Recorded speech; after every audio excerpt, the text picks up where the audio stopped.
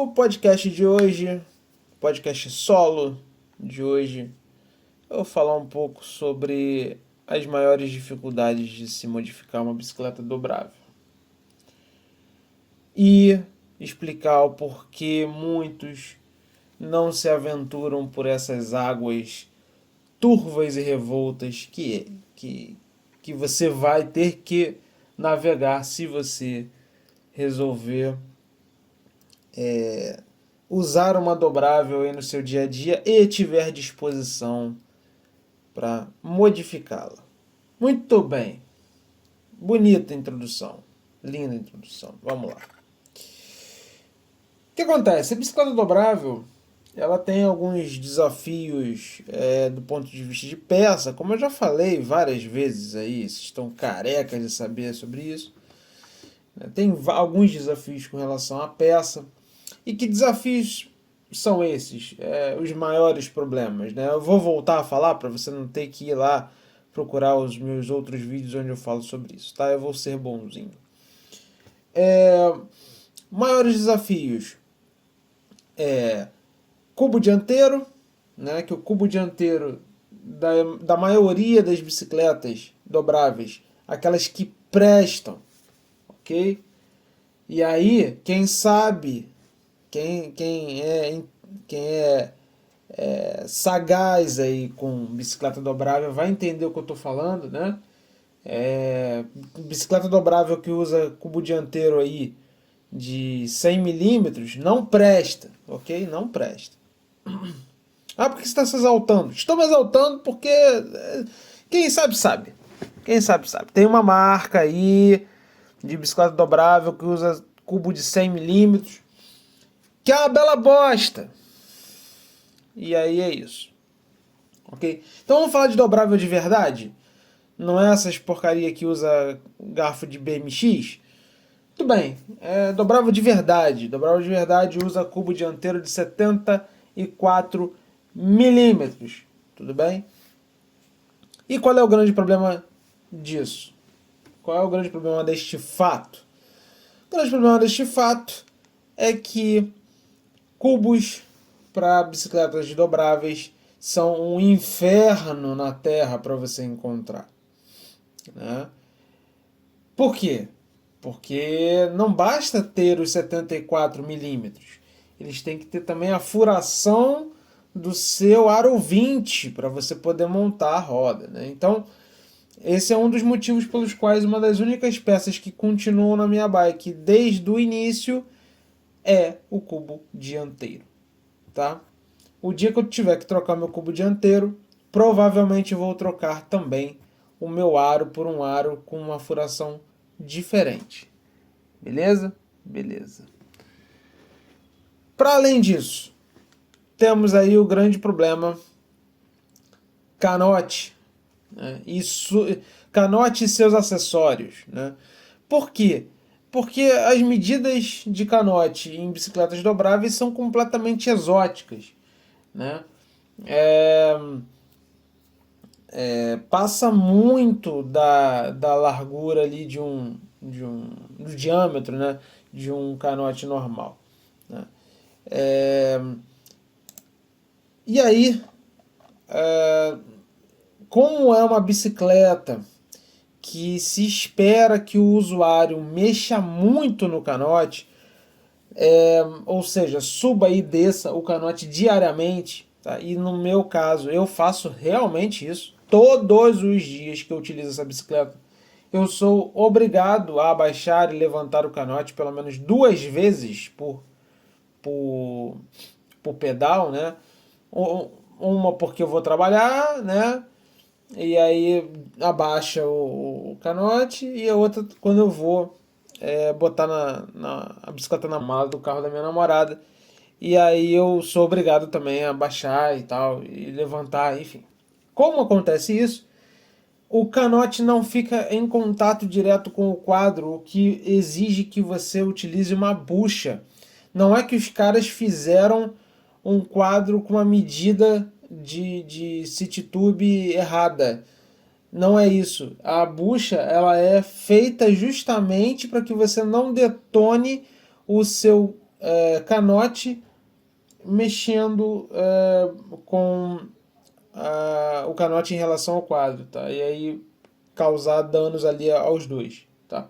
Então a bucha, ela é uma peça de sacrifício aí, geralmente mais macia do que o canote, o material do canote e o material do quadro, tá? E aí você tem uma miscelânea de peças, porque você tem a medida do canote, você tem a medida do city tube e você tem a medida da bucha. Isso tudo tem que meio que se casar. E no final das contas, quem é o maestro desse samba aí todo é a abraçadeira de canote, que também é outro sanhaço complicadíssimo para você poder encontrar na medida correta para o seu quadro. E aí, meu amigo, é só treta. Só treta. E aí, a gente tem a última questão aí que eu tô lidando, que é garfo e coluna de direção. E o que eu digo é o seguinte, se você for mexer em garfo e coluna de direção, prepare-se, porque você terá desafios no que tange a dobra da bicicleta. Tá? A bicicleta dobrável, ela foi pensada majoritariamente para ser dobrada. Tá?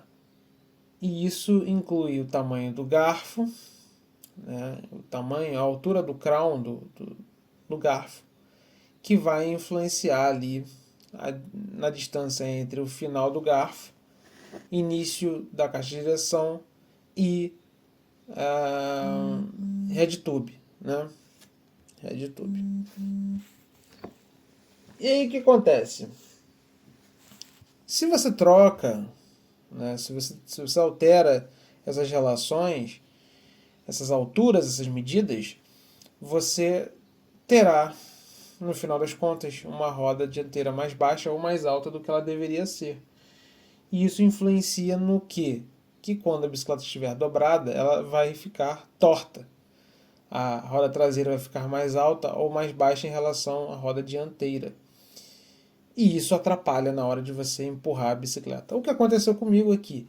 A roda dianteira ficou mais baixa, né? A roda dianteira ficou mais baixa, porque o meu garfo é mais alto, né?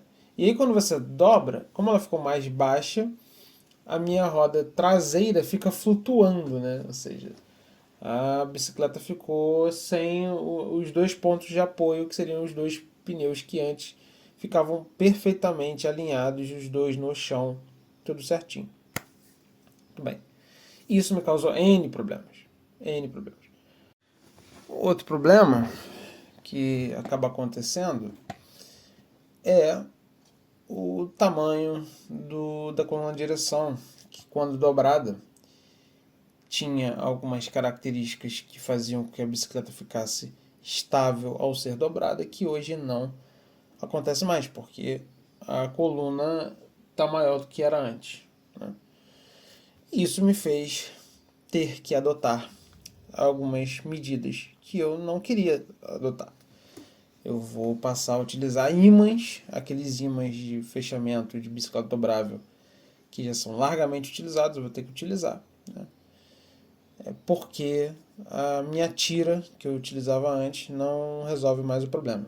Então, a parte que é legal da bicicleta dobrável, que é dobrar, ficou comprometida e isso não faz sentido.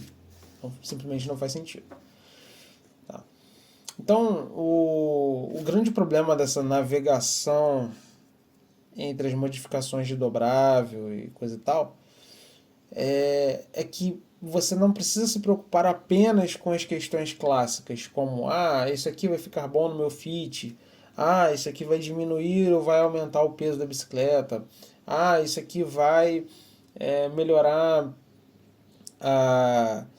vai melhorar a aerodinâmica, ou vai absorver mais impacto, ou vai, enfim, né?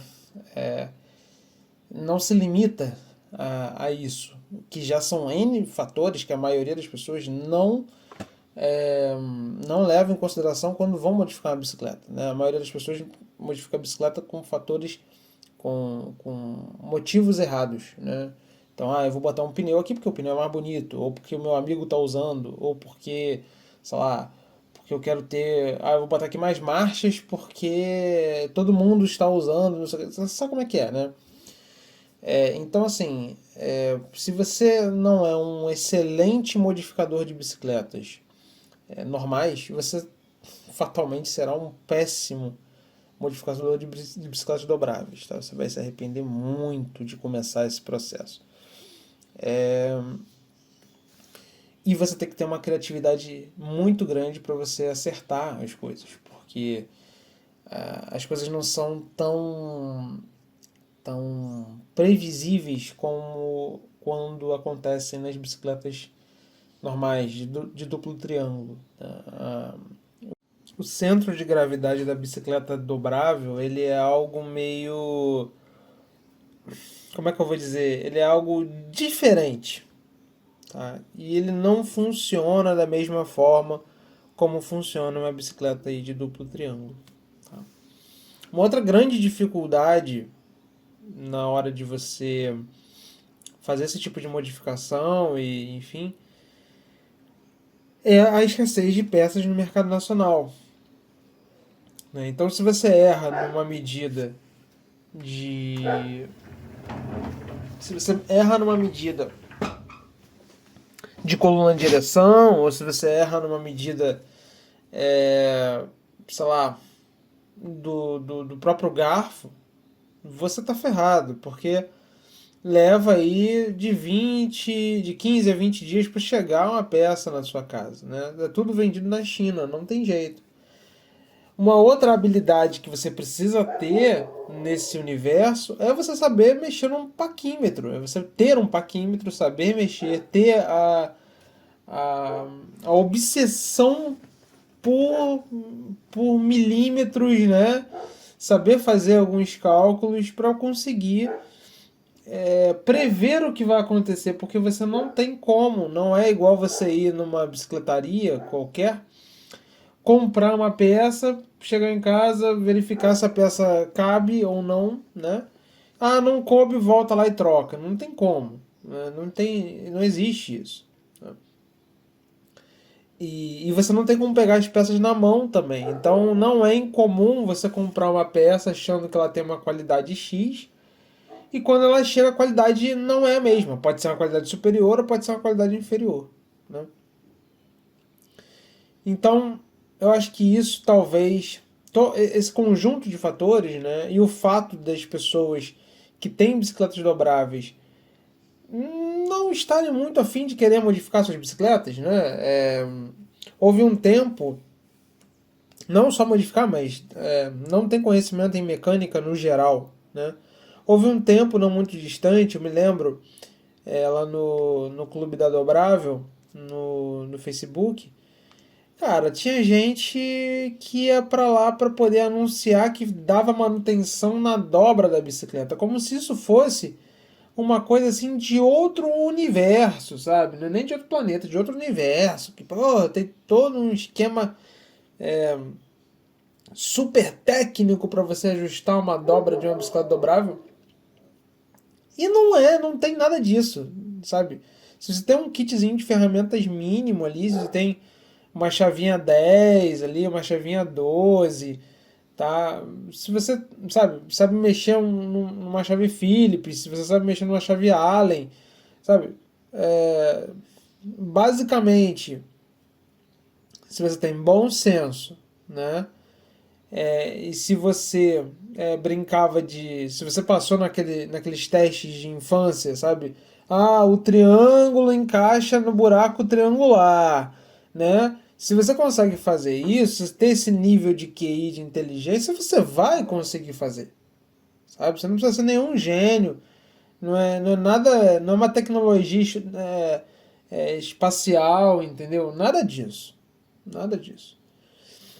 Mas parece que as pessoas têm essa essa coisa de não saber fazer, não querer saber fazer, não correr atrás para saber fazer.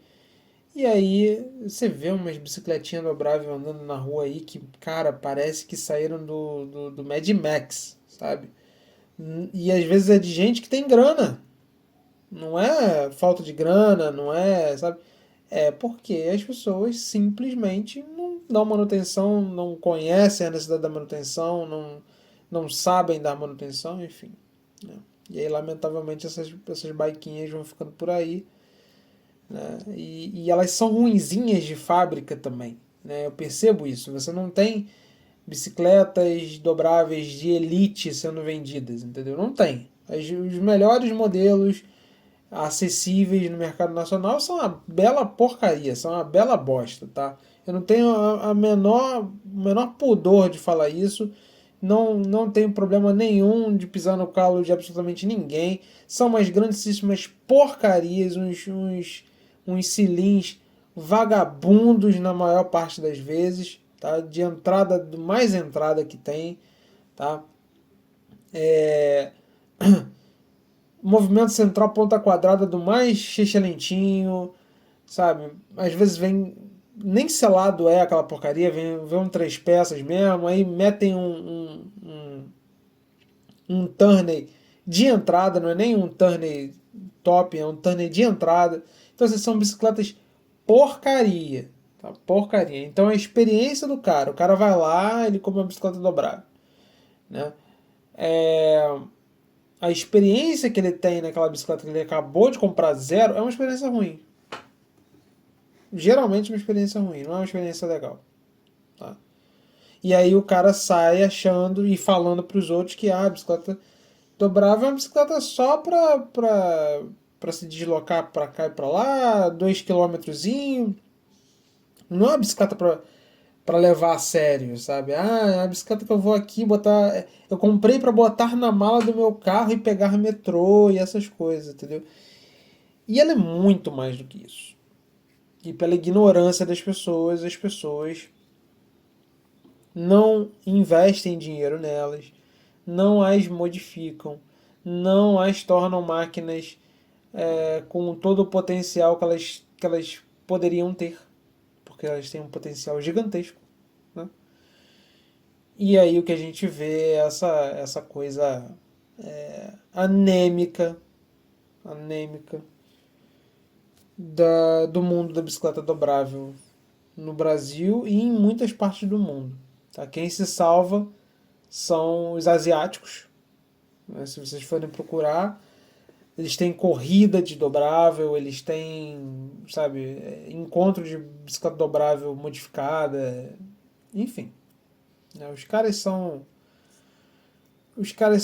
sinistros nesse sentido, mas por quê? Porque eles têm acesso às peças com uma certa facilidade que a gente não tem. Então é isso. Espero que vocês tenham gostado desse podcast. A gente se vê no próximo. Conto com o seu like, com o seu compartilhamento e com o seu comentário aí embaixo. Falou? A gente se vê no próximo podcast.